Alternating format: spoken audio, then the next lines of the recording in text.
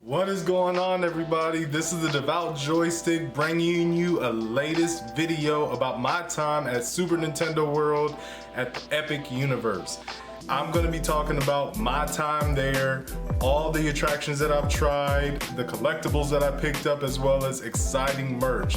Now let's get into it. From the moment that we stepped in, we went through the pipe that just takes you through from the Epic Universe common area to the stunning visuals that are there. That is Super Nintendo World. I just felt like I was in the middle of the beginning stages of any Super Mario platformer. It had every block, every coin, piranha plants coming out of the pipes.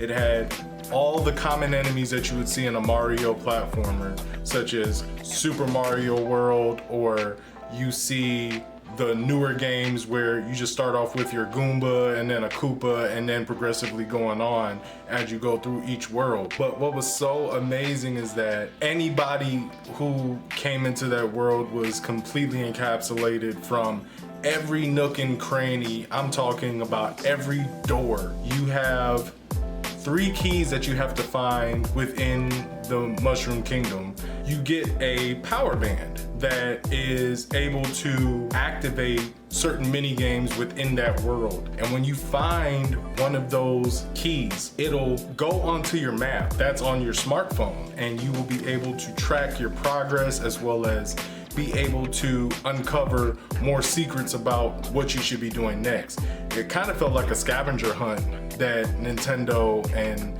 Epic put together that just really felt like in-game achievements, and we were playing a real-life video game, which I thoroughly enjoyed. We spent 5 hours doing all the challenges. Went to Donkey Kong's country, we went through Yoshi's Adventure, and then we got my hand burnt doing the Goomba challenge. And we started looking for the last 2 remaining keys, only to find out they were right next to the Goombas challenge in the beginning. And we were trying to figure out how to complete as much as we could, not knowing that it's gonna take more than one playthrough, as does most games, to try to complete everything. Now I'm gonna show you all the things that I picked up from the various stores that was at the Super Nintendo World. I got Valerie the Toad hat that you could put on and wear, and she wore that literally almost the entire day until we got to the Harry Potter world, the Ministry of Magic. But I picked up a Yoshi hoodie. I think this Yoshi hoodie looks so dang dope. The wristband, the power band is what it's called. This item is how you would track your progress in the game as well as interact with certain things within the Nintendo world. And it is very good quality. The box is very detailed. It shows all of the Mario-esque themed things within it. Pretty much, the box was really well put together. And even in the back, right? It shows Super Mario World, the aesthetic, and it shows Princess Peach's castle once again. And what's cool about this whole thing, I'm so excited to show you this part, is they show you a little map. They show you the map of the entire world there, but just showing you how it looks.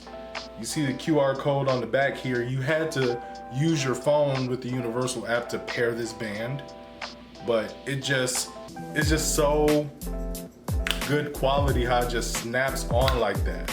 Like, I did it wrong obviously, but when you put it on like this, it does not come off, and it really did not require much work, but it just fit on instantly like a glove. Drink cup that I feel like it's an 8-ounce cup, but this is how large that it actually is. And I had unlimited refills while I was out at the Super Nintendo World. I could pick up virtually any drink and fill it up to my heart's content. I filled it up at Toadstool's Cafe, and I filled it up a couple more times as we were going from place to place. But it was just such a nice collector's item that I definitely am gonna make my use of. And you can just see the lanyard that they put on it, and it's just so dope. I had this around my neck almost everywhere that we went. It was just so amazing.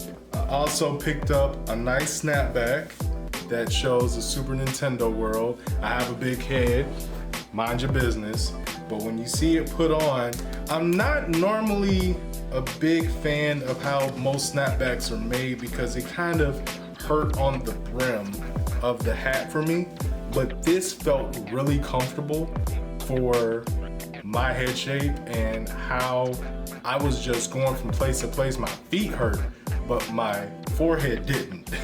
And I just loved the material of the bill, and I just loved how breathable and comfortable it was. And it just looks really dope. But then some of the pins that I picked up, you can see right here, this one is obviously from Super Nintendo World, but the cool thing about this one is it goes down and then you can come back up right away. And then I picked up the Donkey Kong Country one right here, and it spins. It spins like a medallion right there, and it shows Diddy Kong and Donkey Kong right there. Yoshi in the corner, that's the other one that I picked up. But the other ones I've had before from Video Game Heaven out here in Norfolk, Virginia. The other ones, that's where I got those from. But overall, all the stuff that I picked up was just amazing, and I would love to go back. And as you can see in some of the video content, as I'm talking over this stuff, it's just so amazing to see all of this stuff. And just let me know if you've went and what your favorite time and part of Super Nintendo World was. And we can start a conversation down in the comments below. And as always, like, comment, and subscribe, and I will see you guys in the next video. Peace.